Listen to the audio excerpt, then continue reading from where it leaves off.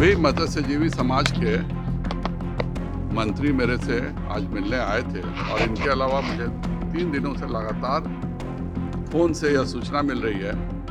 कि पूरे मत्स्यजीवी समाज के लिए जितना नुकसान मंत्री ने आज के कैबिनेट मंत्री ने किया उतना कभी मत्स्यजीवी समाज का नुकसान नहीं हुआ। पहली बार यह हुआ कि यह ऑनलाइन आवेदन हो रहा है। जब मैंने सहकारिता मंत्रालय से पूछा कि आप परंपरागत मत्स्यजीवी लिखा हुआ है तो आप ओपन आवेदन कैसे कर रहे हैं, तो उन्होंने कहा कि मैं पशुपालन और मत्स्यजीवी मंत्रालय में 5 चिट्ठियां दे चुका हूं और मैं कल वो रखूंगा भी आप सबों के सामने, जिसमें उन्होंने कहा था क्योंकि मछुआ कोऑपरेटिव सोसाइटी में है कि जो मेंबर बनेंगे वह परंपरागत मत्स्यजीवी समाज के होने चाहिए। और सहकारिता मंत्री जी ने कहा कि मैं पशुपालन और मत्स्यजीवी मंत्री को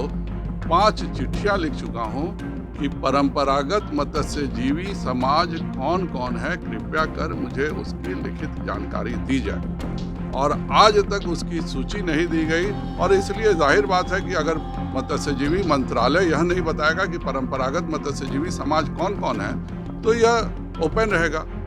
दूसरा जो इन सबों को सबसे ज़्यादा नुकसान है किया गया है कि पहली बार यह हुआ है कि मत्स्यजीवी समाज की जो मछुआ सोसाइटी होती थी उसका अध्यक्ष एक मंत्री होता था और मंत्री सारे कार्यों का निष्पादन करता था। माननीय मंत्री जी ने क्या किया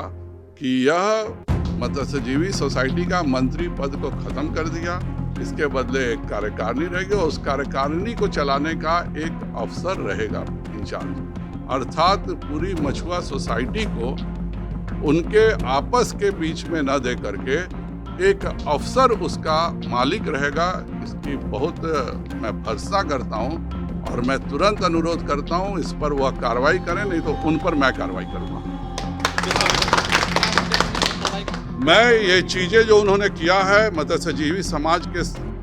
तरफ से यह बिल्कुल बर्दाश्त के लायक नहीं है। जिस प्रकार उन्होंने मत्स्यजीवी सहयोग समिति का मंत्री पद खत्म किया, जिस प्रकार का नोटिस निकाला है, जिस प्रकार उन्होंने मत्स्यजीवी समाज में यह कर दिया कि भाई परंपरागत मत्स्यजीवी जब सहकारिता भेज रही है कि हमको बताइए कौन कौन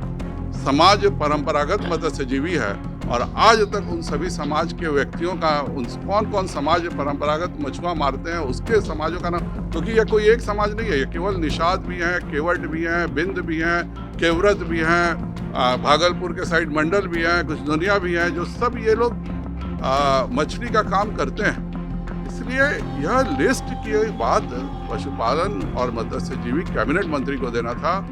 अगर वह आज तक एक साजिश के तहत नहीं दिए हैं, क्योंकि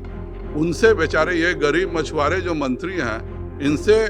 कोई भी आर्थिक लाभ उनको नहीं हो सकता, और इसीलिए एक साजिश के तहत मंत्री पद समाप्त करके यह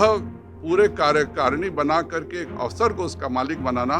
कहीं ना कहीं मत्स्यजीवी समाज के प्रति बहुत बड़ी साजिश है, और इस पर भारतीय जनता पार्टी संज्ञान में ले चुकी है और निश्चित तौर पर इसका निर्णय करेगी।